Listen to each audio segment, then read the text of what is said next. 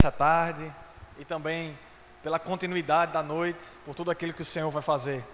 Senhor Jesus, eu te dou graças porque o Senhor é bom, te dou graças pela tua palavra, porque eu sei que o Senhor é fiel em nossas vidas para fazer infinitamente mais daquilo que pedimos ou pensamos.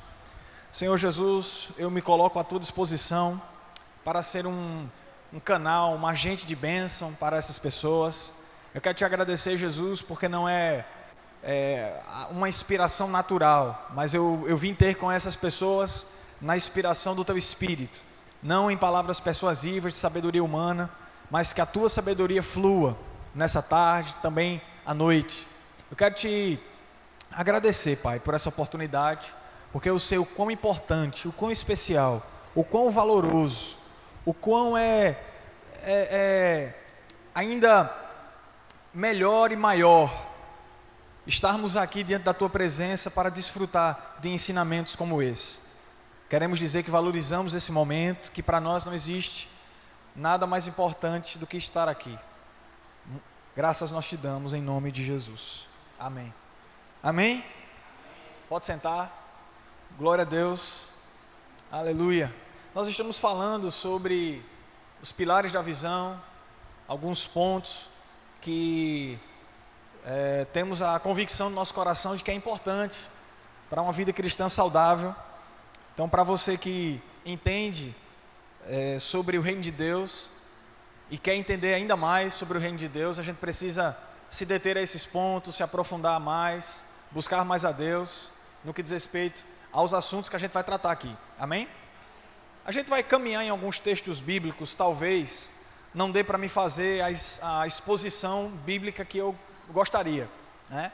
Eu gostaria de ser muito mais específico, muito mais profundo, mas o tempo não vai permitir que eu seja tão específico. Mas em uma abrangência geral, eu quero tratar sobre muitas coisas, ler alguns textos, aplicar algumas coisas no que diz respeito a esses assuntos, que é muito importante para a nossa vida. E eu vou falar sobre renúncia, tá certo? Nessa primeira parte eu vou estar falando sobre renúncia, que é um dos pilares da nossa visão, amém? Então, se você deseja verdadeiramente viver o que Deus tem para a sua vida, irmãos, renúncia não é só a visão do nosso ministério. Isso não faz parte apenas do Ministério Livres pela Graça, mas isso faz parte do reino de Deus.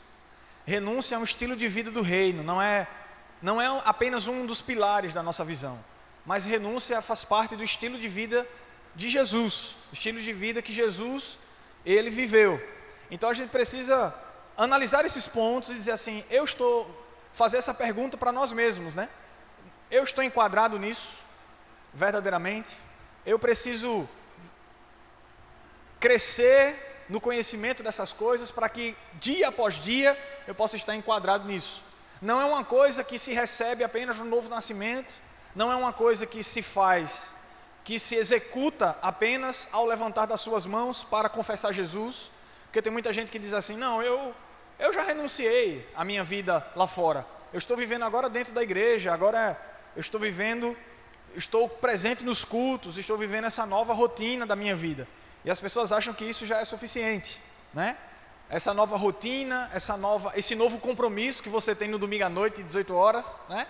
Essa nova vida agora litúrgica dos cultos, a gente acha que isso é renúncia. Eu quero te dizer, é muito mais do que isso. Eu quero dizer, é muito mais profundo do que isso. Eu quero dizer, é muito mais poderoso do que isso. Então eu preciso olhar para mim e dizer assim, eu estou enquadrado nessas coisas. E deixa eu dizer algo para você muito sério. Renúncia não é algo que se vê na teoria. Eu posso aqui explanar para você todos os versículos que falam disso, fazer uma exposição apologética, sabe, exegética, teológica, falar sobre muitos assuntos aqui. Mas você precisa enxergar a renúncia a partir de um ponto prático da nossa vida, da minha vida como líder, da sua vida como discípulo e da sua futura vida como líder, porque eu acredito, queridos, que fomos chamados para exercer liderança. Você está comigo? Nem que seja da nossa própria vida, mas a gente tem que liderar alguma coisa. Porque o homem foi criado para isso. O homem foi criado para exercer domínio. A gente, quando vai ver sobre a criação do homem lá em Gênesis, o propósito da criação Claro que eu acredito que na priori, né, na prioridade do modelo que Deus estabeleceu em Gênesis, o homem foi criado para comunhão. Eu acredito que a priori de Deus, a prioridade de Deus era a comunhão com o homem. Mas a ordenança de Deus, o conselho de Deus e a instrução para Adão foi: domine, governe, trabalhe. Amém? Então a gente sabe que foi imputado isso. Então a gente precisa exercer essa responsabilidade. Mas deixa eu dizer uma coisa para vocês. Esse tipo de mensagem não atrai multidões. Esse tipo de mensagem não atrai público, não atrai pessoas, não dá views, visualizações.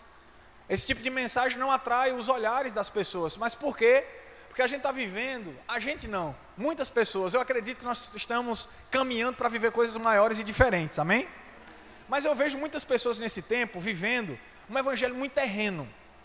E eu não estou me diferenciando desse grupo com soberba no meu coração, mas verdadeiramente eu estou com o meu coração muito sincero para viver coisas diferentes em Deus. Você está comigo? E o Senhor tem confirmado essas coisas na nossa vida. E a gente vê sabe, em torno da igreja, a nível mundial, um evangelho muito terreno. Um evangelho de você possuir coisas, de você ter coisas, e apenas abrange a sua vida de uma forma muito rasa, sabe? É uma vida onde tudo vai ser muito fácil, só que eles não pregam e não se esforçam, muita gente aí, de verdadeiramente abrir a Bíblia e dizer assim, ó, você precisa ter responsabilidade, você precisa entender que as suas atitudes geram resultado no mundo espiritual, tanto negativo como positivo. Você precisa entender que você é um homem e uma mulher de Deus, e que dentro do reino espiritual, você tem as suas responsabilidades, tem os seus deveres. Você está comigo?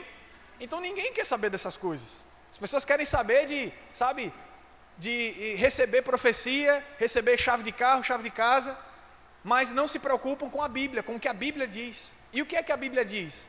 Você quer ser discípulo de Jesus? Então você precisa renunciar. O que é que a Bíblia diz? Você quer ser discípulo de Jesus? Então você precisa negar a sua vida. Ah, pastor, mas eu já neguei minha vida quando eu nasci de novo. Só que isso não é apenas uma atitude, isso é uma vida, é um estilo de vida.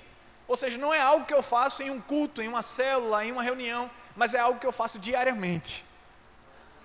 Renúncia não é apenas uma atitude de renúncia, apenas.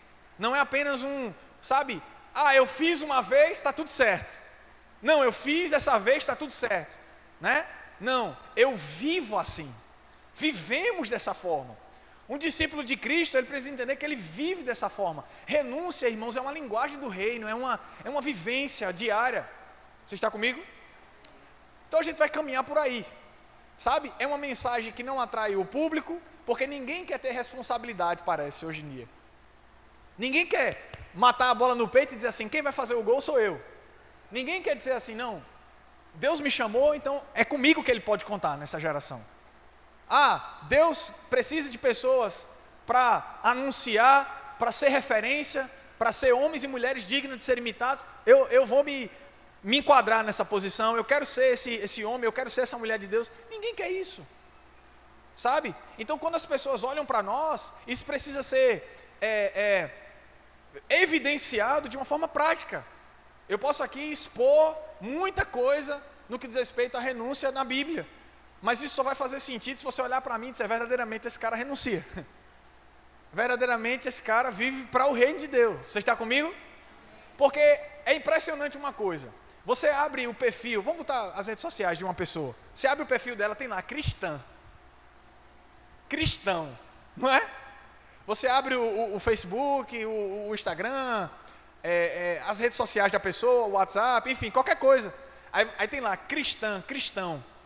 Só que muita gente não tem ideia do que é ser cristão. Parece que cristão é apenas um protótipo, um vício de linguagem que apenas, não, eu sei quem é Cristo, então eu sou cristão por causa disso. Então parece que virou algo muito banal assim. Não, eu sou cristã, né? Parece que é realmente um jargão de uma pessoa, né? Mas eu quero dizer, irmão, ser cristão é ser um imitador de Jesus. Ser cristão é andar nos mesmos passos que Cristo andou. Então as pessoas não fazem ideia do que é ser cristão, sabe? Aí expõe lá, sou cristão. Nada contra, você pode colocar, mas você não vive o real. Talvez as pessoas não estejam vivendo o real sentido de ser cristão verdadeiramente. É de assumir a identidade de Cristo e andar como Ele andou nessa terra. É dizer assim, Jesus, a bola está comigo, então não se preocupa não. Eu não vou passar para outra pessoa não. Eu vou marcar o gol, eu vou fazer, eu vou desenvolver e a responsabilidade está nas minhas mãos e eu vou chamar isso para a minha vida. Aleluia! Isso não é apenas um dos pilares da nossa igreja. Isso é um estilo de vida do reino. Mateus capítulo 16. Mateus capítulo 16, versículo 24. Mateus capítulo 16, versículo 24 diz assim: naquele tempo disse Jesus aos seus discípulos, se alguém quer me seguir, renuncie. Diz o quê? Renuncie. Eu vou ler de novo essa primeira passagem, essa primeira parte do texto para você entender direitinho. Jesus está dizendo, naquele tempo, Jesus disse, olha só, palavras de Jesus, gente, não é palavras de Renan, não é palavras de nenhum, não é de qualquer pessoa não são palavras de um homem comum não, é de Jesus Cristo.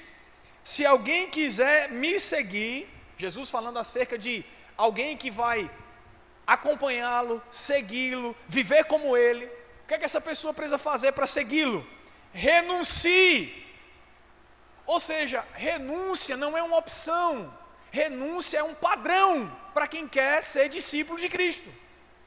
Então eu não posso escolher se eu quero renunciar ou não. Eu estou na igreja, eu faço parte do corpo de Cristo, então eu vou ver se eu consigo renunciar ou não. Não, a gente não tem opção e escolha. Se você se intitula discípulo de Jesus, você tem que renunciar. Renúncia é uma linguagem, é um estilo de vida, é uma identificação do reino. Está comigo? Aleluia. Aí ele diz, renuncie a si mesmo. Não é, irmãos, olha só, é renunciar você.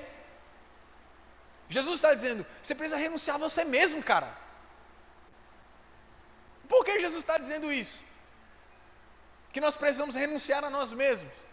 Aleluia. Eu vou explicar já já, preste atenção. Aí ele diz, tome sua cruz e siga-me.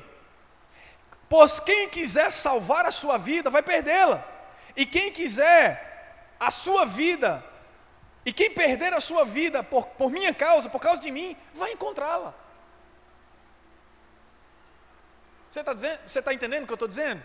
O que Jesus está falando aqui na palavra?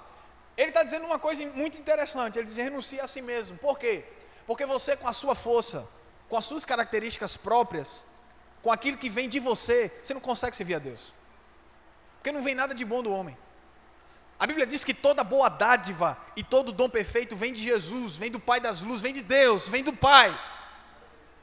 Ou seja, tudo que é bom vem de Deus. Se algo de bom você pode manifestar, foi Deus que colocou na sua vida. Porque nato do homem, não tem nada que vem de bom, gente. Você está comigo? Nós éramos seres caídos. E por que eu digo nós éramos? Porque graças a Deus por Jesus Cristo, que nos livrou do pecado, da morte, da condenação eterna. Você está comigo? Eu vou falar sobre isso já já. Mas nós éramos seres caídos, não tinha em nós nada que pudesse fazer a diferença na vida de alguém. Você está comigo? A procedência do mal era algo que era natural da nossa vida. A procedência maligna era algo que era natural da nossa vida. É por isso que Jesus está dizendo assim, ó, desse jeito aí você não consegue, mas se você renunciar a você mesmo, você consegue. Tome a sua cruz e siga-me. Em outras palavras, Jesus está dizendo assim, carregue a sua responsabilidade, porque cruz fala de morte, cruz fala de renúncia, cruz fala de você matar verdadeiramente os seus propósitos pessoais e você viver uma vida para mim. E para viver uma vida para mim, você tem que morrer para você. Vocês estão entendendo? Porque Jesus no Getsemane, ele não cumpriu a vontade dele, ele cumpriu a vontade de Deus.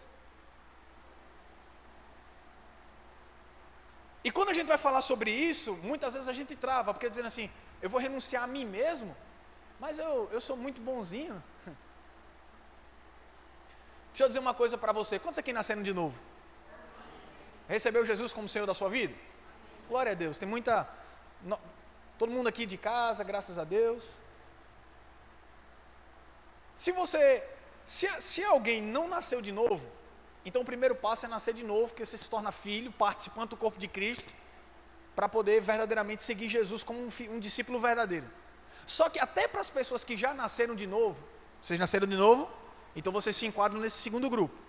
Já nasceu de novo, já seguiu Jesus, a renúncia não para por aí. Porque ele diz, tome a sua cruz e siga-me. Jesus não diz que vai ter uma hora do caminho que você vai soltar ela. Você vai continuar carregando ela até o final. Jesus não falou, tu vai tomar a tua cruz, tu vai me seguir, mas vai chegar um tempo que tu vai soltar a cruz e vai ficar de boa. Não, vai ficar de boa não. Vai carregar a cruz, porque a cruz tem que ser carregada até o final. Por quê? Porque é um processo diário de renúncia, de vivência, de transformação, de mudança de vida. Porque você nasce de novo, mas o teu corpo não nasce de novo, a tua mente continua com os mesmos defeitos, com as mesmas limitações, e o teu corpo com as mesmas inclinações. E por que o apóstolo Paulo diz para você renunciar você mesmo? Aí você pode estar dizendo assim, pastor, mas eu já renuncio. Porque a gente acha que a renúncia ela só pode ser aplicada em coisas mais graves. Eu não bebo, eu não adultero, eu não fumo.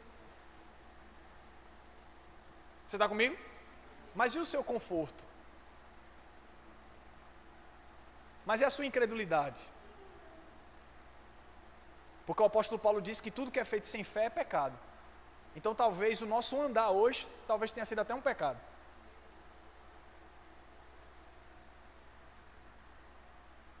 Você está comigo ou já foi? Eu falei no início que essa palavra não atrai muito público não, viu? Multidões não. Então, quando a gente vai ver sobre o estilo de vida de Jesus, a gente precisa entender que a gente tem que renunciar a essas coisas. Porque a gente acha que pelo fato da gente manter... Irmãos, isso é farisaísmo, isso é coisa de fariseu. O quê? Eu não faço essas coisas. Porque os fariseus, eles eram ótimos em parecer espirituais.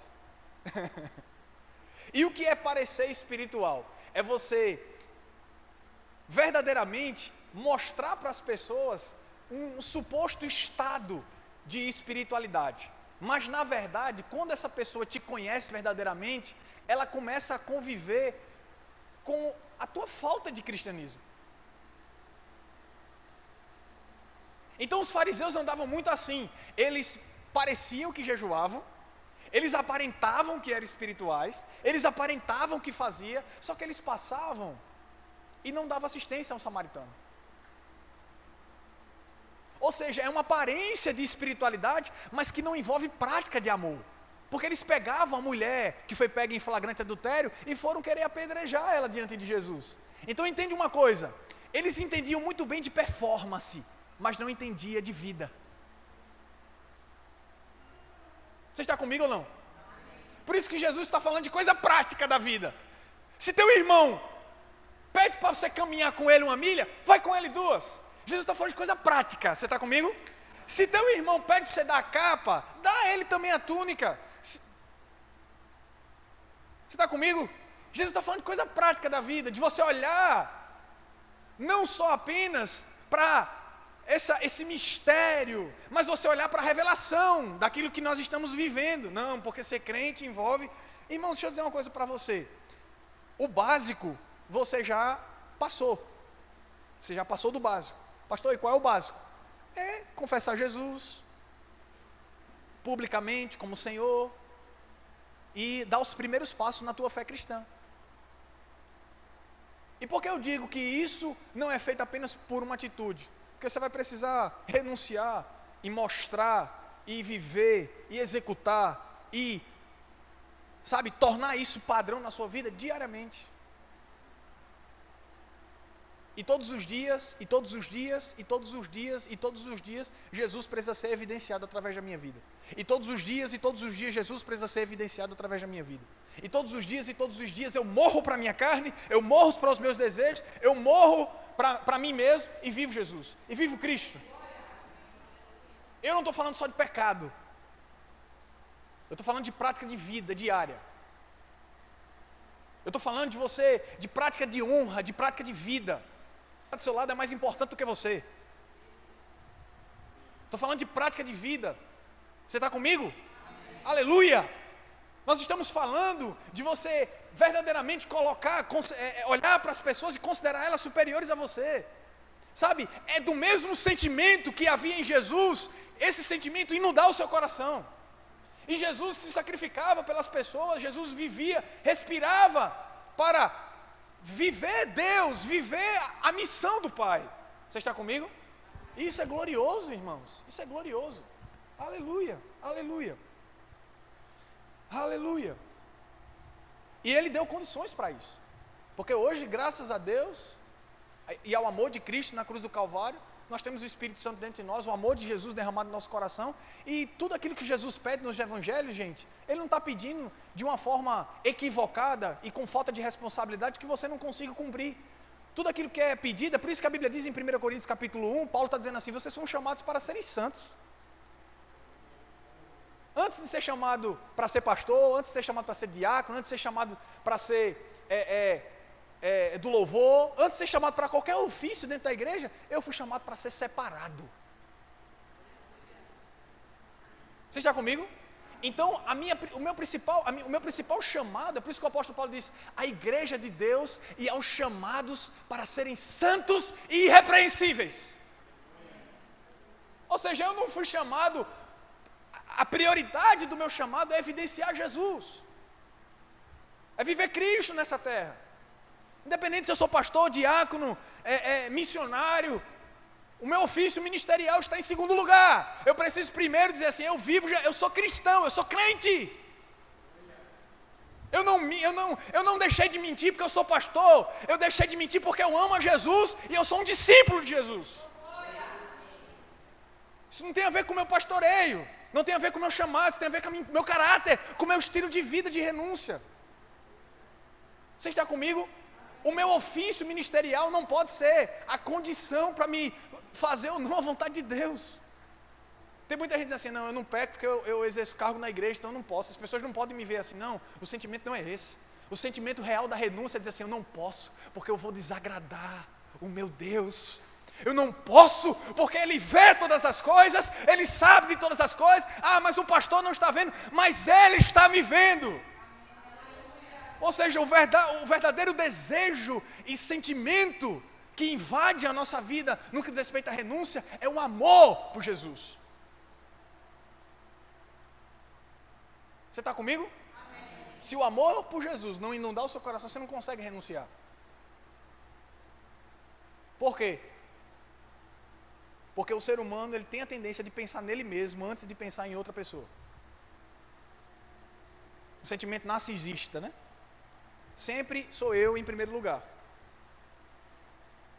Então o ser humano tem muito essa característica de pensar apenas em si. Então por que eu vou mudar por causa de alguém? Por que eu vou fazer diferente por causa de alguém? Você está comigo? Por que eu vou mudar os meus hábitos? Por que eu vou mudar a minha linguagem? Por que eu vou mudar o meu estilo de vida por causa de outra pessoa? Por quê? Se eu gosto de ser assim, se eu amo ser assim, se ser assim me faz bem. Só que agora, na nova linguagem do reino, a maneira de agir que você está acostumado não faz parte do padrão da cultura dessa nova fase. E o que a gente precisa alinhar isso, o que a gente precisa fazer, pastor, para alinhar isso? Simplesmente se rendendo à cultura que agora você faz parte. Sabe qual é o principal desafio da igreja? É porque ela nasceu de novo, mas ela quer viver segundo a natureza do velho homem. Ela nasceu de novo, ela é uma nova criatura, ela foi justificada em Cristo Jesus. É por isso que o apóstolo Paulo diz, se despojando do velho homem e se revestindo diariamente do novo. Ah, pastor, mas Deus me aceita como eu sou. Não, não aceita. Infelizmente é duro dizer isso, mas é a realidade. Deus não te aceita como você é. Sabe por quê, irmãos? Porque se Deus te aceitasse como você era, não precisava de graça, não precisava de Cristo, não precisava de cruz, não precisava de redenção, não precisava de nada, não precisava de batismo, não precisava de nada. Se Deus me aceita como eu sou, então por que Jesus veio? Estava tudo certo na antiga aliança, o sangue de bodes e carneiros estava sendo aceito, e Jesus podia justificar a sua criação sem Jesus precisar vir. Deus podia justificar a sua criação sem precisar do sacrifício de Jesus. Está tudo bem? Você está comigo? Amém. Se Deus me aceitasse como eu sou, Jesus não precisava ter vindo. Só que a questão é que não está tudo bem, não estava tudo bem. Jesus precisou vir para consertar o que estava mal. Estava dando tudo errado comigo e com você. E quando Jesus veio, Ele veio para consertar as coisas, irmão. Você está comigo? Amém. Só que nesse novo estilo de vida, a gente precisa abandonar hábitos antigos. E isso é diário. Que tal abandonar uma personalidade forte?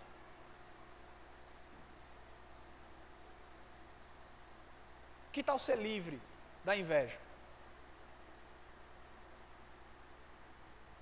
Que coisa boa é ser livre da ganância.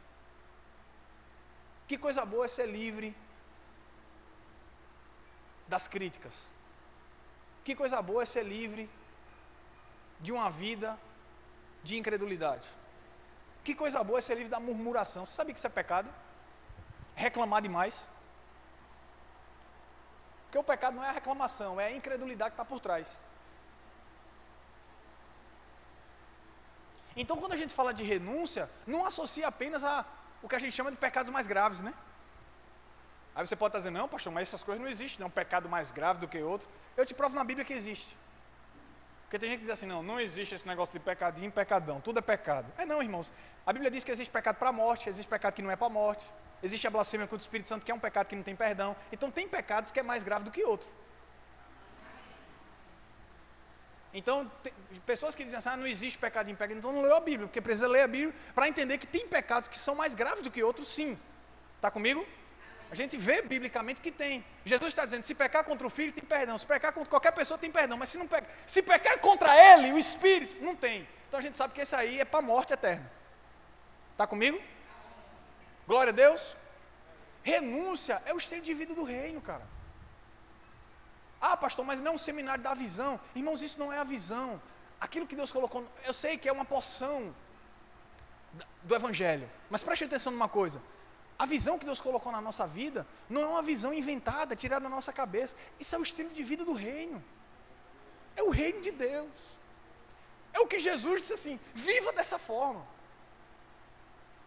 Vocês estão entendendo? Aleluia. Glória a Jesus. Aleluia. Aleluia. Aleluia.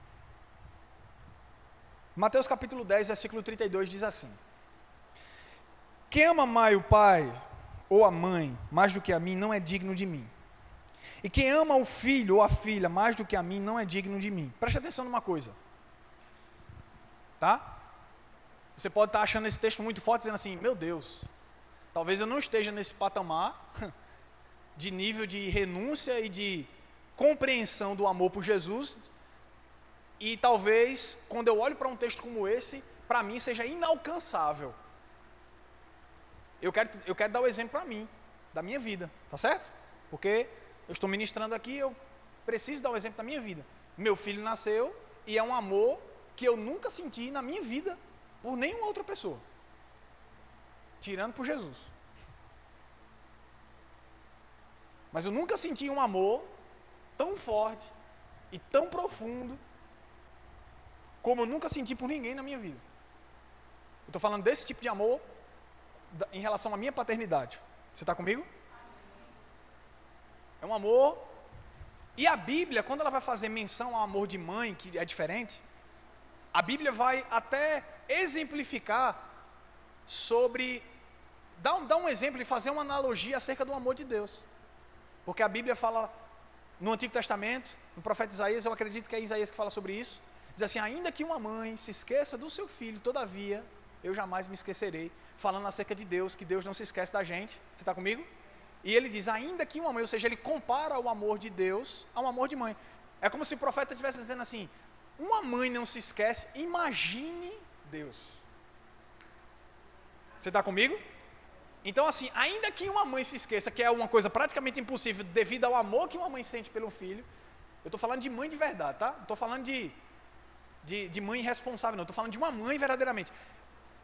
É como se ele estivesse dizendo, ainda que uma mãe, que isso é improvável de acontecer, mas ainda que aconteça, todavia Deus não se esquece. Agora vamos lá, se ele compara o amor de Deus ao amor de mãe, verdadeiramente é um sentimento diferente, sim ou não? Aí você olha para um texto como esse de Mateus 10, você fica dizendo, meu Deus, eu não cheguei nesse patamar de amar mais a Deus do que ao meu filho, porque é um amor diferente, um amor que eu nunca senti na minha vida, e a maternidade é muito profunda, é muito forte. Quando a gente olha para um filho, a gente vê a quantidade, a gente não mensura, a gente morre pelo filho, a gente dá a nossa vida pelo nosso filho, a gente faz tudo que a gente puder pelo nosso filho. Só que o que Jesus está querendo dizer aqui é o seguinte, ele está dizendo, sabe o amor que você tem pelo seu filho? Concernente a mim, você precisa entender que a verdadeira prioridade para você ser considerado meu discípulo é o amor e o sentimento que você carrega pelo propósito e pela minha vida. O que Jesus está querendo falar aqui são as cadeias de prioridade da nossa vida. Você está comigo? Aí ele diz, preste atenção, vamos lá, vamos seguir essa mesma linha de pensamento. Quem ama pai ou mãe mais do que a mim não é digno de mim. E quem ama mais filho ou a mim, quem ama mais o filho ou a filha mais do que a mim também não é digno de mim. E aquele que não toma a sua cruz não é digno de mim. Aí ele vai dizer, quem achar a sua vida, perdê-la-á, e quem perder a sua vida por amor de mim, achá-la. Porque Jesus faz menção a filho e a filha. Porque é aquilo que talvez você tenha de mais precioso para você. E Jesus está fazendo uma analogia justamente para dizer assim, sabe aquilo que você tem de mais precioso para você? Não pode se comparar à relevância que eu preciso ter na sua vida. Eu vou dizer de novo, talvez o nosso filho, o seu filho, seja a coisa que você tem de mais valioso na sua vida. Talvez aqueles que não têm filho tenham outra coisa de valioso. Talvez você que é solteiro, você que não tem filho ainda, pode ter a sua mãe como valiosa, pode ter o seu pai como alguém muito valioso para você, uma pessoa que talvez na cadeia de amor e de valorização dentro do seu coração, talvez esteja em primeiro lugar. Está comigo? Em um nível de valorização, de dedicação, de empenho, de prioridade na sua vida, talvez o seu pai, sua mãe, sua esposa, enfim. Nessa cadeia de prioridade, Jesus está dizendo assim, nesse nível de prioridade, ele está dizendo assim, sabe aquilo que você tem de mais precioso? Pronto, eu preciso estar acima. Você está entendendo alguma coisa? Quando a gente vai pegar o dicionário, o que significa renúncia? Abrir mão, desistir da posse, rejeitar, recusar, renegar, deixar voluntariamente. Talvez este seja um dos significados mais... Eu não estou falando em um contexto espiritual não, estou falando isso aqui naturalmente falando, tá bom? Deixar, renegar, abrir mão de forma voluntária. Está comigo? Então isso faz parte da renúncia. Isso talvez seja, tudo isso aqui que eu falei são sinônimos. Deixar, renegar, abrir mão, desistir. Você está comigo? Aí eu te digo, preste atenção numa coisa. Eu quero te fazer essa pergunta para você, não me responda, não precisa me responder, mas para você meditar acerca disso. Você desistiu de quê? Eu estou querendo ser o mais rápido que eu posso ser, porque tem muita coisa, e eu não vou conseguir falar tudo, porque já faz 40 minutos que eu estou ministrando, e eu preciso ser muito prático e... Sabe, eu não quero ser tão exaustivo, mas eu vou precisar ser, no que diz respeito a textos bíblicos, que eu tenho muito mais coisas para falar. Agora preste atenção, do que você desistiu?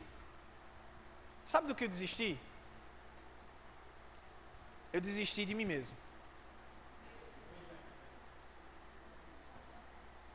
Eu desisti de ser quem eu era, porque eu era um Renan totalmente alienado a uma outra vontade que não era de Deus. Eu desisti de viver uma vida triste. Eu desisti de viver uma vida desobediente. Eu desisti de viver uma vida de sofrimento. Ah, pastor, mas você não sofre hoje? Sofro. Mas hoje eu sofro por uma causa. Antes eu sofria sem causa nenhuma. Não tinha motivo não. Você está comigo? O meu sofrimento hoje é por causa de Cristo. Antigamente é por causa de nada. Você está comigo? Então hoje eu tenho um propósito, eu carrego algo dentro do meu coração que me dá combustível para viver. Antigamente não tinha nada. Está comigo? Então é isso que a gente precisa entender quando a gente vai falar sobre renúncia. Renegar, se abster, abrir mão de quê? De uma vida baseada naquilo que você projetou para você. Só que Jesus está dizendo, os meus sonhos são maiores do que os seus. Ele está dizendo, os meus projetos são maiores do que o seu. A minha inteligência não se compara à sua. 1 Coríntios, se você vai ler, capítulo 1, 2, 3, vai falar sobre a questão da... Ele vai dizer, gente, a loucura de Deus é mais sensata do que a sabedoria dos homens. E a fraqueza de Deus é mais forte do que a força dos homens.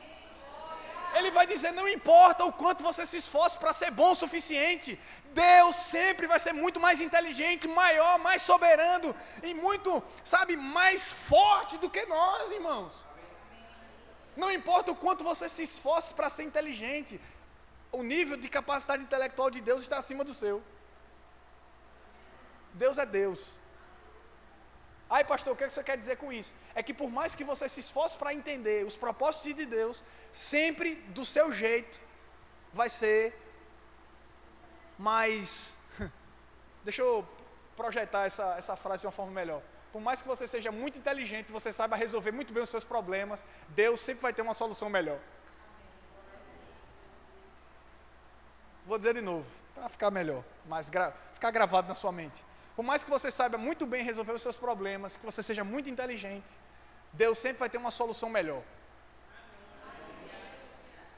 Você às vezes diz assim, meu Deus, eu projetei isso aqui para a minha vida, vai dar certo. Aí Deus diz assim, os planos que eu tenho para você não são esses.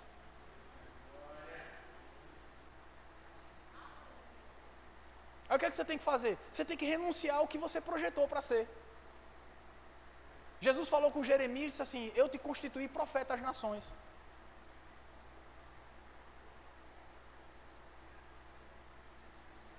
Aí Jeremias diz assim, não, mas eu sou muito limitado, eu tenho uma série de coisas que não dá para mim.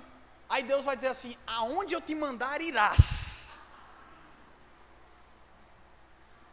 Ou seja, tá bom, Senhor, porque não são os meus planos, não são os meus projetos. Tudo que eu vou falar, você vai falar. E aonde eu te mandar, você vai. Jeremias diz, amém. A tua palavra está em mim e eu vou cumprir o teu propósito. Irmãos, se nós formos conduzir a nossa vida do nosso modo e do nosso jeito, eu quero te dizer, nós vamos fracassar. Por isso que eu preciso renunciar. Renunciar o quê? O meu estilo de conduzir as coisas. E passar a fazer da maneira de Deus. Ah, pastor, e se Deus tiver algum plano errado para mim? Irmãos, pode ter certeza que se você se lança numa vontade, que o apóstolo Paulo diz que essa vontade é boa, agradável e perfeita, você não vai se decepcionar com Deus. Irmãos, a gente se decepciona com pessoas, mas com Deus não. Você está comigo? Amém? Abrir mão de quê?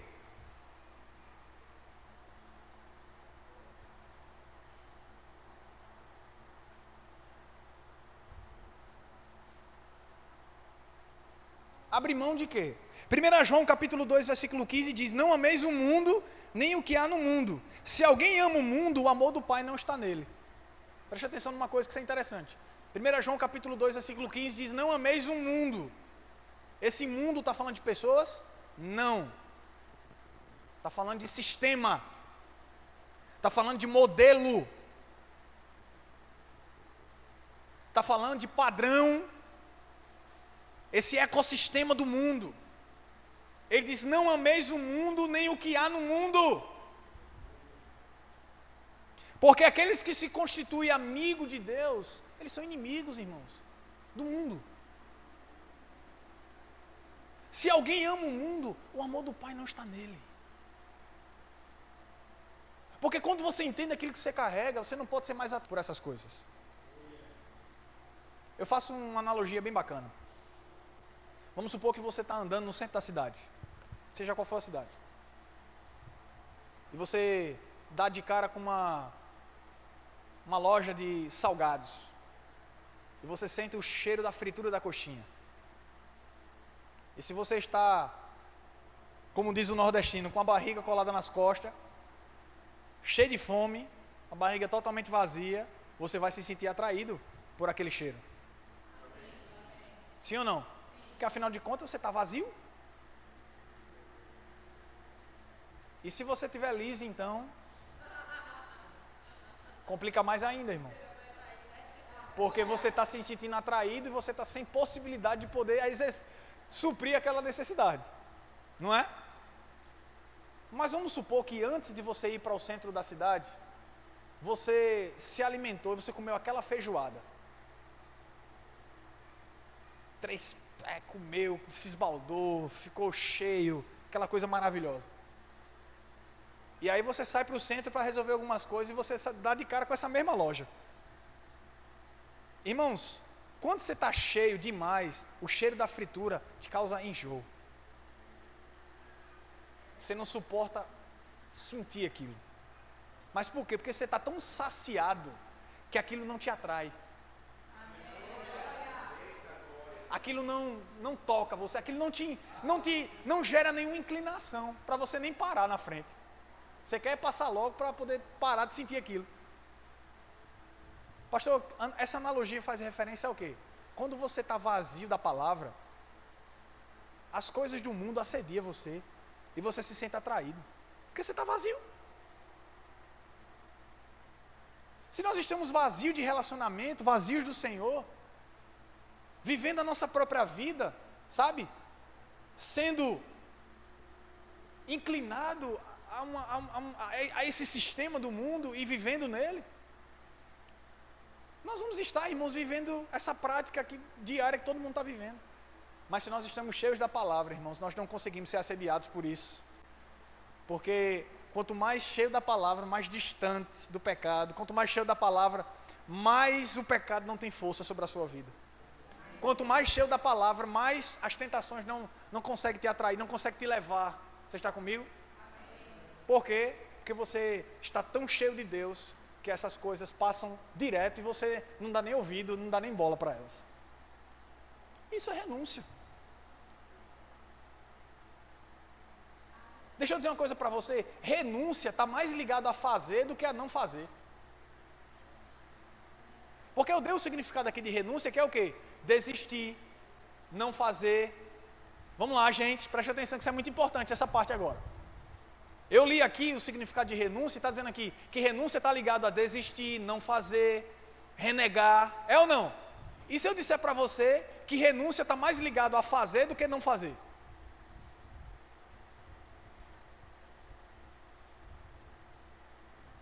Como assim, pastor?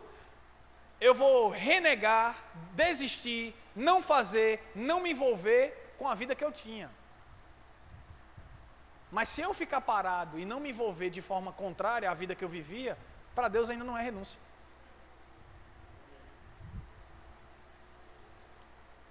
Então renúncia está mais ligado a se mover, a fazer, a não desistir de Deus. Então eu preciso agora, não é apenas não pecar, mas é viver uma vida em santidade. Ou seja, não é só deixar de fazer o que eu fazia, mas é passar a viver na direção oposta. E eu dou o exemplo de Zaqueu ministrando. Zaqueu diz a Jesus, quando se encontra com Jesus em Lucas capítulo 19, mestre, eu vou devolver o que eu roubei. E vou fazer isso 4 vezes mais. Jesus disse, é isso aí, esse é o sentimento. É isso mesmo. Ou seja, não bastava ele devolver, já estava bom? Estava ou não estava? Só que para Jesus não estava. Você está comigo? Porque qual é o real sentimento? É você deixar de ser ladrão e ainda passar a dar.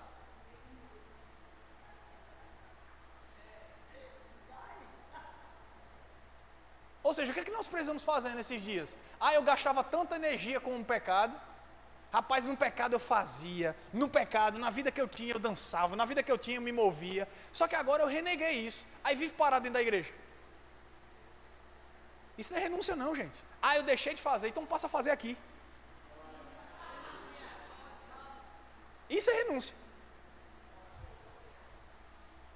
É uma linguagem do reino. Você não está pensando em você primeiro, você está pensando no propósito primeiro, em Jesus primeiro.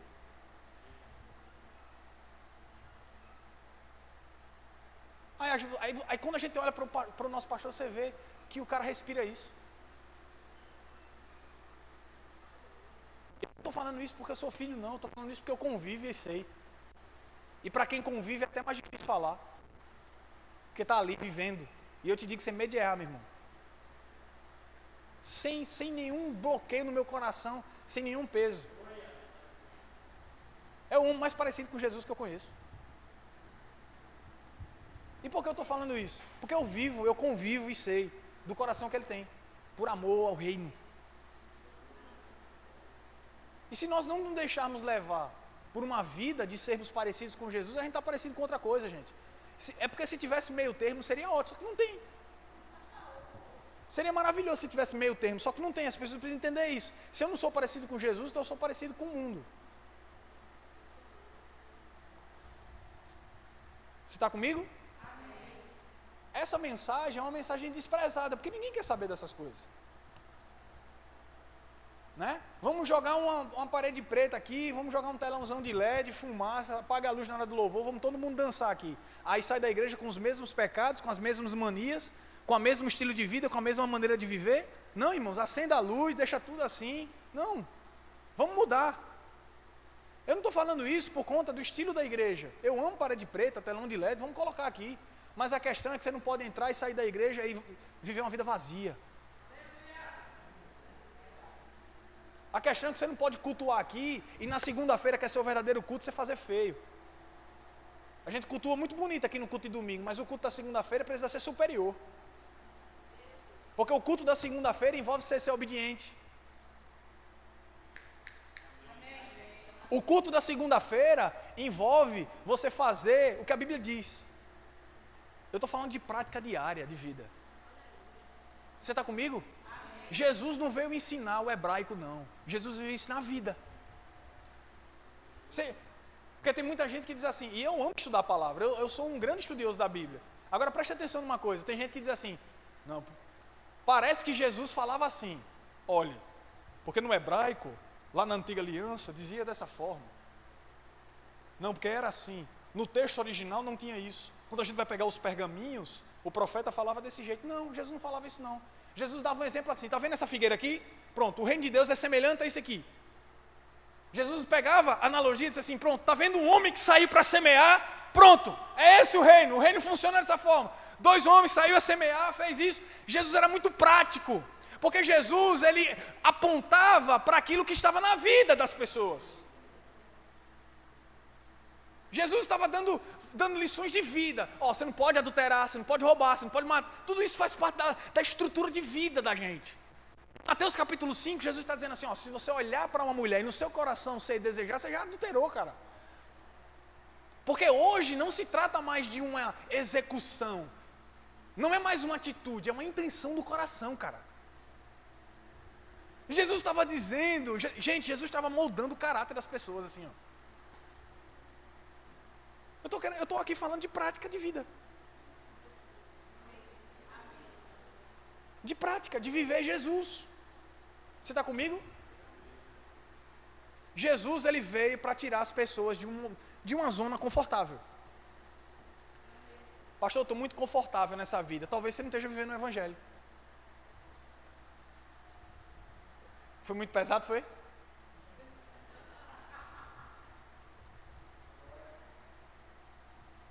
Vou dizer de novo. Pastor, eu estou vivendo uma vida muito confortável. Irmãos, talvez você não esteja vivendo o Evangelho. Porque quando eu estou muito parado, estou muito quieto, eu fico desconfiado. Você está comigo?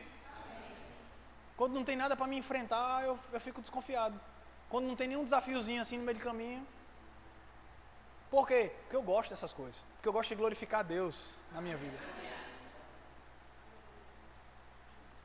Os desafios não podem servir para você ir para casa chorar e dizer assim, Senhor, porque Deus me abandonou. Não, é para você glorificar Jesus no meio da dificuldade. É você mostrar para as pessoas que Deus é Deus na sua vida. Não só para as pessoas, mas mostrar para o mundo espiritual, porque o diabo ele quer que você desista. Ele está esperando você desistir. Só que a questão é que com a gente ele se decepciona. Porque a gente não carrega essa possibilidade. Aleluia.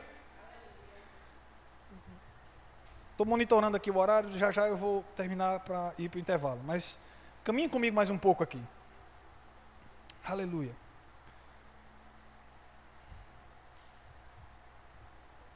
Gálatas capítulo 5.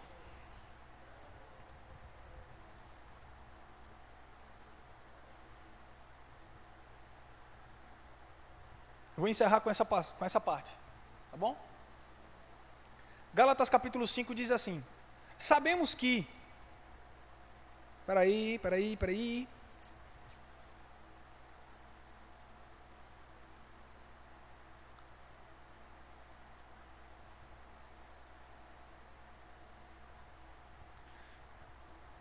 Gálatas capítulo 5 diz assim.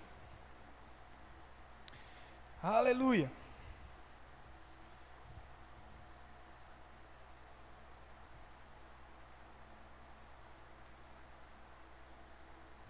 Versículo 16 diz: digo, porém, andai em...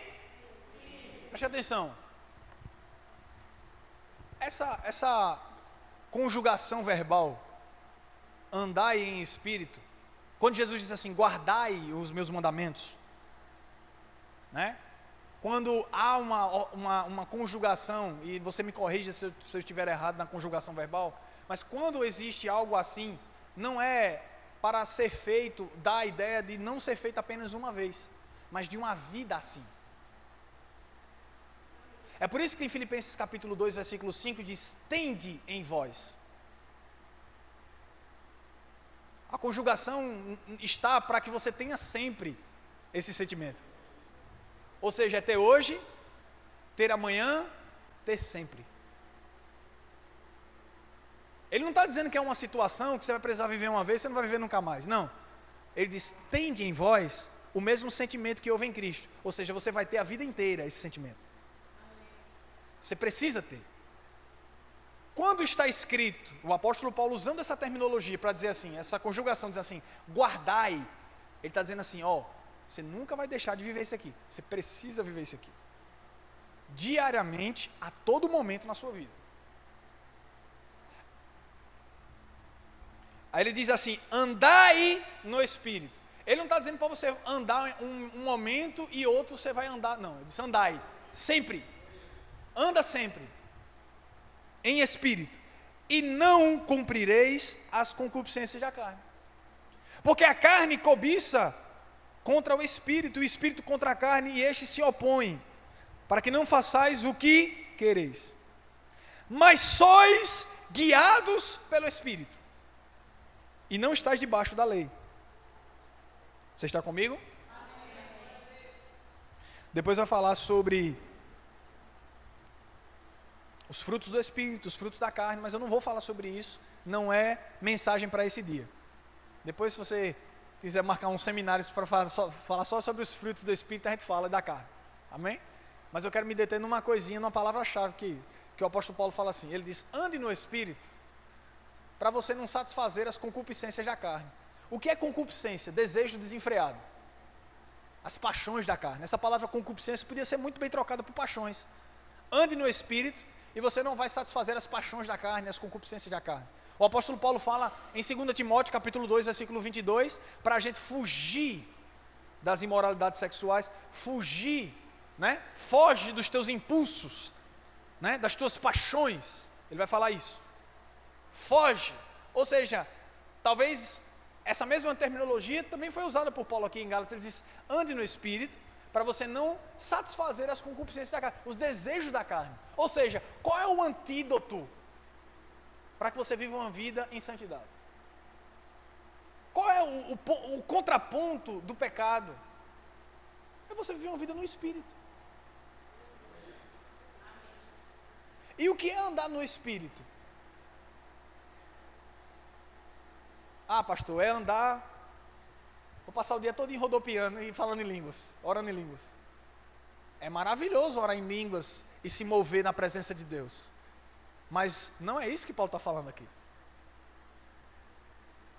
Quando ele diz para a gente andar no Espírito, a gente vai passar o dia se tremendo aqui na unção.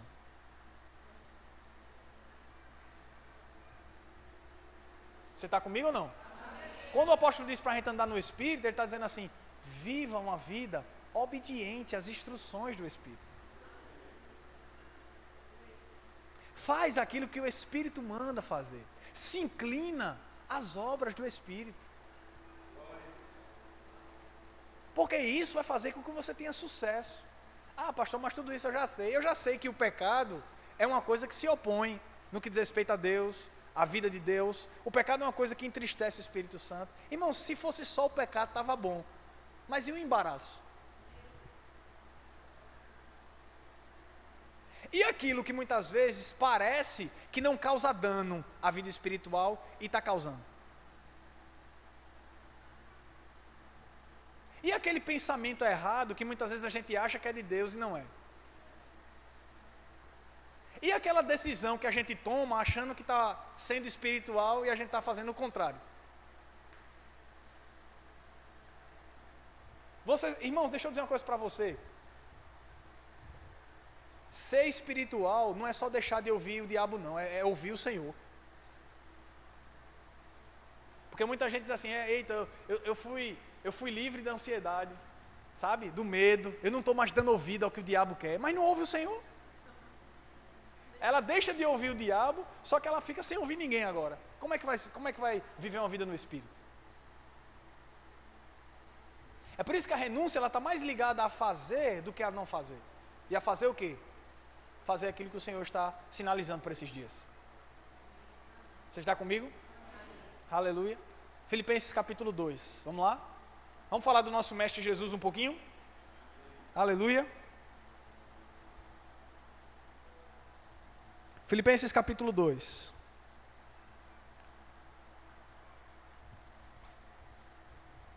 Diz o seguinte: de sorte que haja em vós, em outras traduções diz assim, tende em vós, o mesmo sentimento que houve também em Cristo. Aí você pode estar perguntando: que sentimento é esse? Irmãos, o que é que Jesus fez na cruz? Diga: morreu. Talvez seja a resposta mais simples que a gente pode dar. Vamos lá, o que é que Jesus fez na cruz? Vamos lá, vamos fazer de uma forma mais unânime, mais bonita. O que é que Jesus fez na cruz? Morrer. Perfeito. E ele está dizendo o quê? Você concorda comigo que esse texto está falando sobre sacrifício? Olha só: tende em vós o mesmo sentimento que houve em Cristo Jesus, que mesmo sendo em forma de Deus, não teve por usurpação igual a Deus. Ele está falando sobre a sequência de renúncia de Jesus.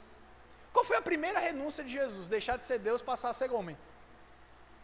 Porque isso já é uma renúncia muito grande, porque ele se esvaziou e ele se iguala a mim e a você, para ser semelhante aos homens. Você pode imaginar o Deus, que quando a Bíblia vai falar no Evangelho de João, no capítulo 1, diz que ele era a luz dos homens, sem ele nada do que teria feito se fez. Ele é o soberano, o Deus, o Criador de todas as coisas, e esse Deus se faz homem. Se essa renúncia acabasse aí, eu já ia dizer algo para você: que renúncia extraordinária.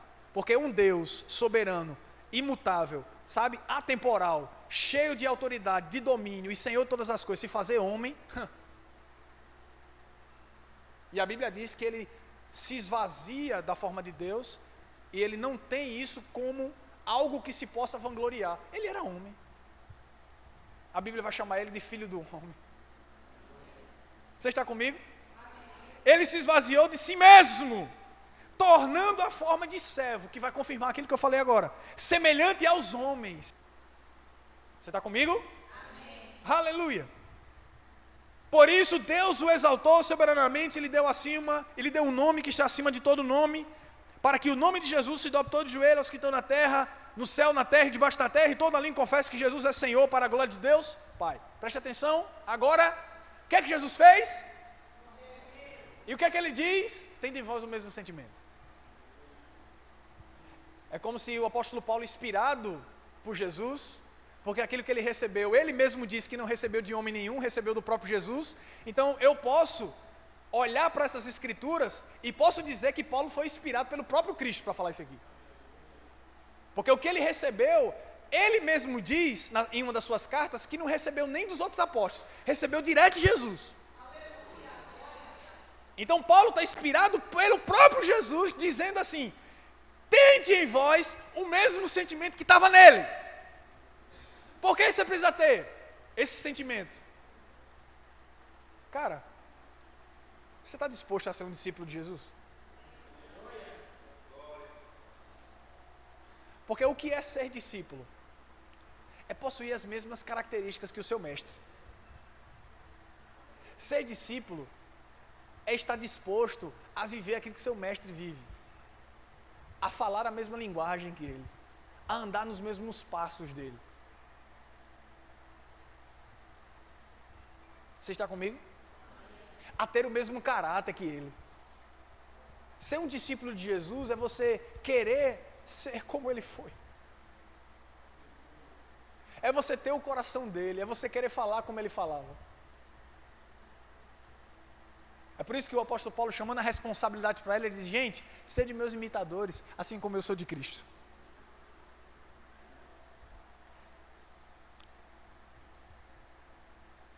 A gente pode falar sobre muita coisa nesse texto, mas há três coisas aqui muito fortes: sacrifício,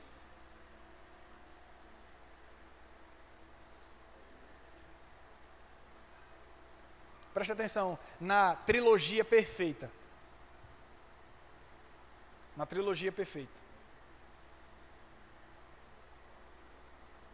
Sacrifício, humilhação e glorificação. Jesus se sacrificou porque ele era Deus e ele se torna semelhante aos homens para viver um propósito, e ele se humilha. Porque a Bíblia diz em Gálatas capítulo 3, versículo 13, que ele nos resgatou da maldição da lei, porque está escrito: maldito todo aquele que foi pendurado no madeiro. Ou seja, Jesus, ele se humilha por sua causa.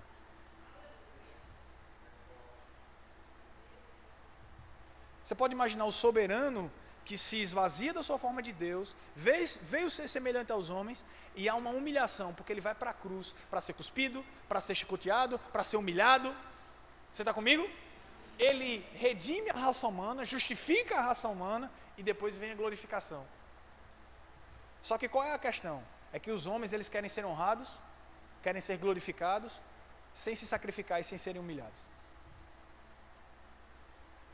Só porque a grande questão da igreja é que a igreja, ela quer a glória, a honra, ela quer ser lembrada, mas ela não quer passar pelo processo de sacrifício e de humilhação.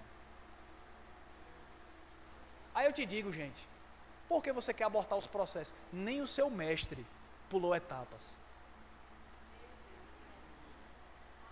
Eu vou dizer de novo, nem Jesus, ele pulou etapas. Ele foi exatamente o cumprimento daquilo que Deus queria para a vida dele.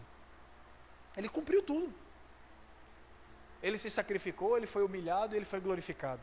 Aí eu te digo, você está disposto a ter esse mesmo sentimento? Pastor, e qual é o resultado disso? O sacrifício de Jesus teve um resultado? Eu vou encerrar agora. Teve? Sim. Olha para o lado aí. Esse aí foi o resultado.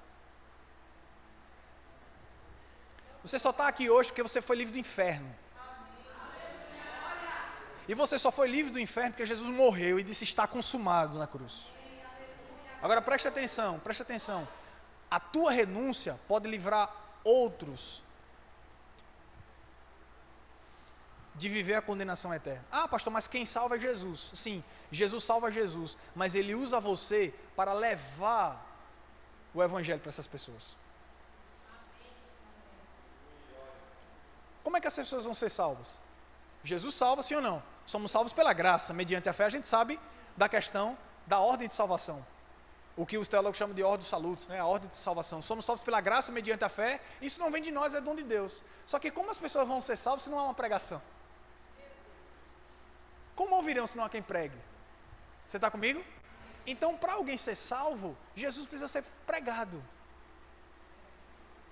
Aí quando a gente vai para os evangelhos, a gente vai ver que um anjo quis pregar. Só que não é papel dos anjos ministrar.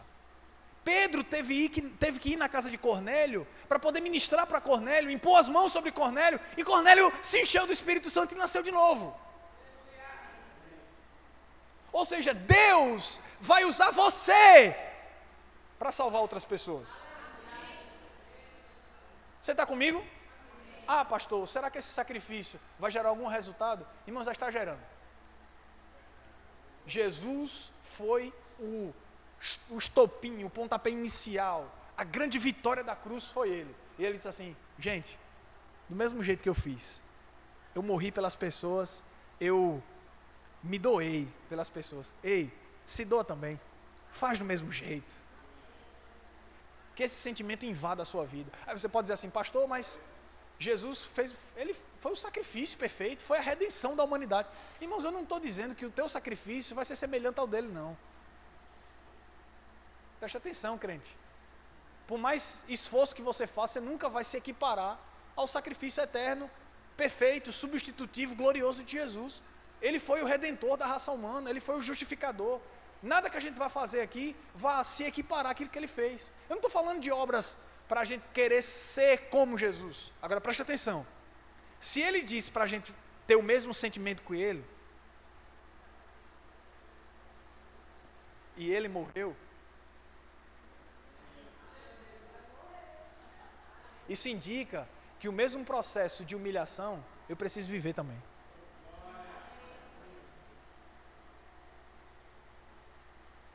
Aí quando a gente vai olhar para a vida de Paulo, esquece. Porque você vai ver que houve um processo de sacrifício, de humilhação e de glorificação. Você está comigo? Homens que decidiram viver diferente.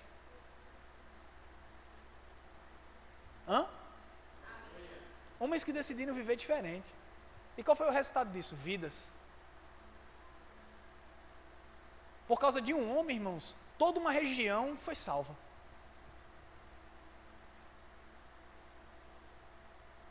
Por causa de um homem que se posicionou para pregar o evangelho aos gentios, esse evangelho chegou até os não-judeus. Por causa de um homem que se sacrificou. Você está comigo? A igreja começou a se espalhar porque começou em Jerusalém.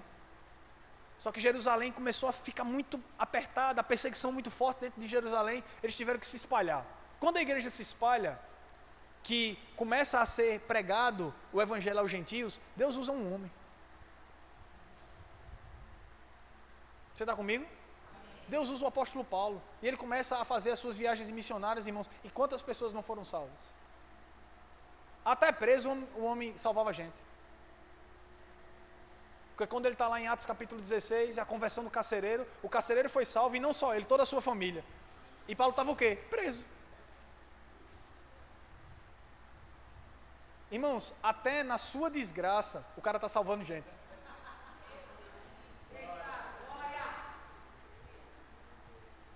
Vive para a glória de Deus. Não vivo eu. Cristo vive em mim. E a vida que eu vivo agora, eu não vivo para mim, não é para mim mesmo, mas eu vivo pela fé no Filho de Deus. Amém? Deixa eu mostrar aqui para vocês o meu esboço. Eu vou encerrar agora porque eu tenho que pregar sobre um outro assunto agora do seminário. Mas esse aqui é o meu esboço. Ó. Vamos lá.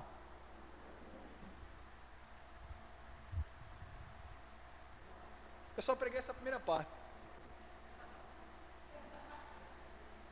Amém? Eu parei em Gálatas capítulo 3. Não foi? Que eu citei a última vez? Pronto, aí eu não parei, não consegui, Felipe, não consegui retornar. Tem muita coisa para falar sobre isso. Você está comigo? Mas eu preciso continuar e a gente vai para um segundo horário para falar sobre transformação. Amém? Os pilares da visão é renúncia, transformação e avivamento. Eu falei de renúncia agora. Dá para falar alguma coisa sobre renúncia?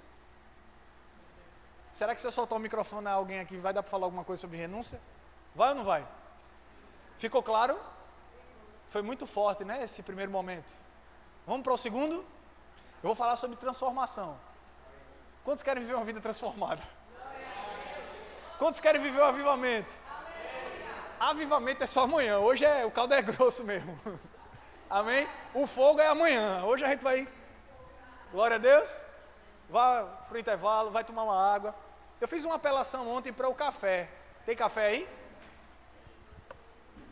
Nenhum pastor apelando deu certo? Aleluia!